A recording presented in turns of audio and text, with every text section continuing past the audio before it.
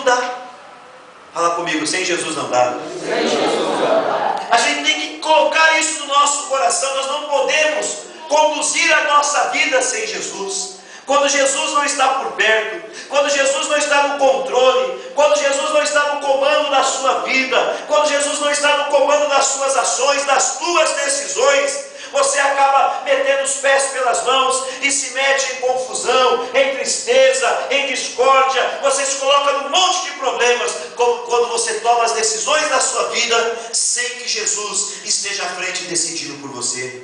Mas quando você coloca Jesus na tua vida, então Ele vem e coloca a sua vida em ordem. Quando você faz tudo debaixo da direção de Deus, na pessoa do Espírito Santo, quando você tem o cuidado de orar, de pedir a direção de Deus, de fazer tudo com Jesus na tua vida, na tua casa, no teu coração, no seu lar, então Ele não deixa a tempestade chegar. E ainda que a tempestade chegue, Ele está no barco com você. E quando Jesus está no barco com você, pode ser mais violenta que for a tempestade, ela não vai afundar o seu barco, porque Jesus leva o seu barco em segurança, até mesmo em meio às piores tempestades. Quem crê nisso, dá uma glória a Deus bem forte. Foi por isso que o salmista escreveu aqui neste salmo. Ele disse assim no Salmo 127: se o Senhor não edificar a casa, em vão trabalham os que edificam. Não adianta querer edificar se não tiver a bênção de Deus. Ele disse: se o Senhor não guardar a cidade, em vão vigia a sentinela.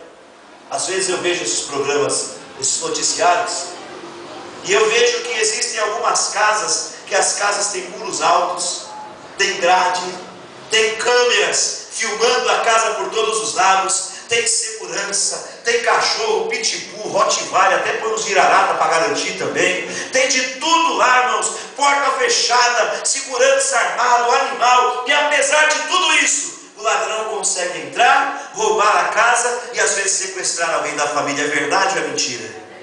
Está errado alguém colocar segurança na sua casa? Não, todos nós temos segurança na nossa casa, fechamos as portas, trancamos os portões, isso não é errado, mas a palavra de Deus está dizendo, você pode fazer tudo isso, se Deus não guardar a tua casa, quem está vigiando a tua.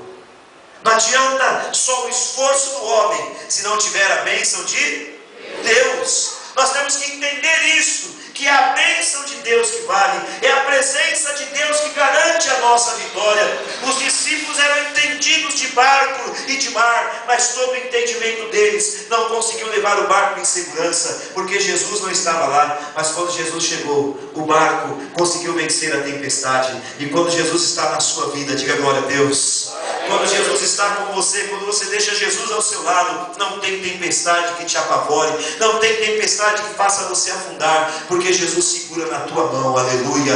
Ele está segurando na tua mão agora, e Ele te leva em segurança, e você vence para a glória do Senhor. Então, irmãos, guarda esta mensagem no teu coração hoje. Não deixe Jesus fora da tua vida, não deixe Jesus de fora dos teus planos, não deixe Jesus de fora das tuas decisões. Coloca Jesus à frente de tudo. Coloca Jesus em primeiro lugar, e você vai conduzir a sua vida em triunfo e em vitória para a glória do Senhor, e o diabo não vai ter como te tocar, não vai ter como te atingir. Quero falar uma última coisa ainda, porque o meu tempo já acabou, mas escute essa última coisa. Pastor, tem pessoas que quando vêm para a igreja, eles vêm para a igreja com a vida arrebentada, com a vida destruída, e eles pedem oração, chegam aqui humildes, chegam aqui simples, porque elas estão precisando de socorro, e elas vêm, elas buscam o Senhor com fé, elas pedem oração para o pastor. Tem gente que quando começa a vir para a igreja, ela não vai embora para casa enquanto o pastor não põe a mão na cabeça dele e diz: eu te abençoo. Tem gente que não sai da igreja, pastor, enquanto não segurar na sua mão e dizer: paz do Senhor, pastor, porque a pessoa vem aqui buscar o socorro de Deus. Mas aí depois que a vida dela começa a mudar, que Deus começa a abençoar, que as coisas começam a dar certo, que as coisas começam a ficar melhor, a pessoa começa a se comportar e agir como se não precisasse mais da igreja, como se não precisasse mais da bênção do pastor, como se não precisasse mais da bênção de Deus,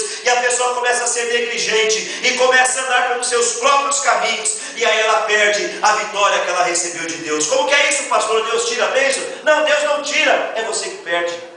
Quantas pessoas entraram na igreja doentes, entraram na igreja enfermas, receberam a unção, receberam a oração, fizeram corrente, fizeram campanhas e ficaram curadas porque Deus abençoou, diga aleluia. Mas depois que a pessoa estava curada, que estava com a saúde de ferro, mais de Deus porque já estava curada, pensou que não precisava mais de Jesus porque já tinha saúde. Ela vinha da igreja quando estava doente, vinha da igreja todo dia. Que dia que tem culto aqui, pastor? Quarta, sexta e domingo. Ela vinha na quarta, ela vinha na sexta, ela vinha no domingo. Até no dia que não tinha culto, ela batia na porta e perguntava: não vai ter culto hoje não? Mas agora ela já está curada. Agora já tem saúde, meu irmão. E quando a pessoa já está curada, já está com saúde, aí ela começa a vir só de domingo. E aí depois ela começa a vir só alguns domingos. E aí depois ela começa a vir só na Santa Ceia. E aí daqui a pouco ela deixa de vigiar porque não está andando mais com Jesus. Ela já estou bom mesmo, não preciso mais ficar aquele tempo todo com Jesus. E aí daqui a pouco a pessoa começa a deixar de ter cuidado e fica doente de novo e perde a bênção que tinha recebido de Deus. Vocês já viram isso acontecer? Quanta gente vem para a igreja porque está desempregado. A pessoa vem para a igreja e está desempregada, meu irmão.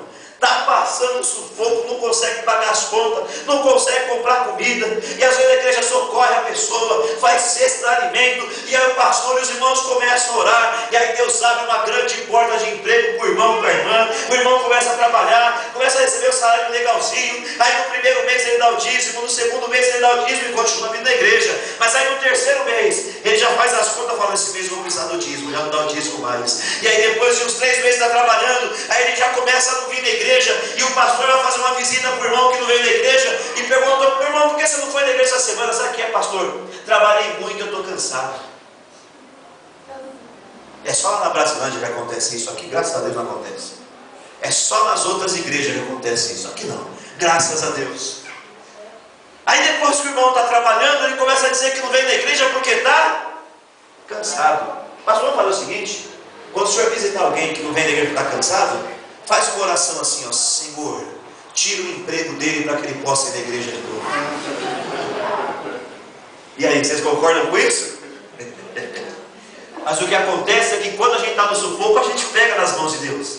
Quando a gente está no sufoco, a gente segura nas mãos de Jesus e anda com ele de dia e de noite. Mas agora já está empregado, já está com o dinheirinho no bolso, agora eu não preciso mais de Jesus. E aí, porque você está longe de Jesus, você está andando distante dele, daqui a pouco lá no serviço você mete o pé pelas mãos e o patrão te manda embora e está lá você desempregado novo porque perdeu a bênção que Deus te deu. Quem está entendendo diz amém? Amém. Vou falar uma última coisa. Lá na igreja, pastor Manuel, tem pessoas que eu pessoalmente fui o instrumento que Deus usou para expulsar os demônios da pessoa. A pessoa chegou na igreja oprimida. Ó, não distrai não, olha aqui, ó. A pessoa chegou na igreja oprimida, perturbada, endemoniada, cheia, possessa de espíritos malignos. E em vários cultos eu fui pessoalmente, orei pela pessoa, expulsei os demônios delas, e essas pessoas ficaram libertas, porque Jesus tem poder para libertar. Quem crê que Jesus tem poder para libertar aqui? Então diga: Jesus tem poder para libertar.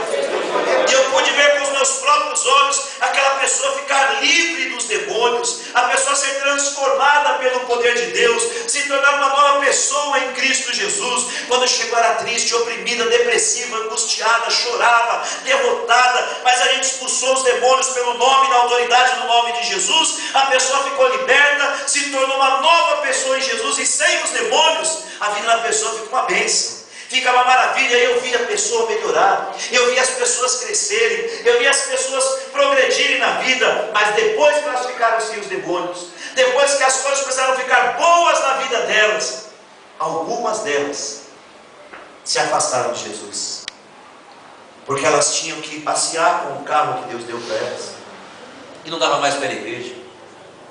Elas tinham que ir para a casa da praia que elas compraram, e não dava mais tempo de ir para a igreja.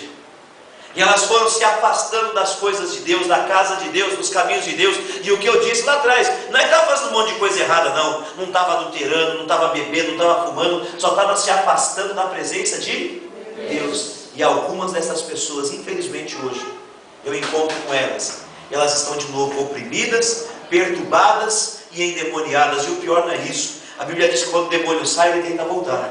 E quando ele encontra a casa bonitinha, arrumada, ele fica com medo de entrar, e ele busca 7 demônios piores do que ele. E a Bíblia diz que se ele conseguir entrar, ele não entra sozinho. É ele mais 7, fala, agora são 8, fala. E a Bíblia fala que o último estado da pessoa é pior do que o primeiro. Então são pessoas que foram abençoadas, mas perderam, jogaram fora a bênção de Deus, porque se afastaram da presença do Senhor. Então olha nos meus olhos, escuta aí.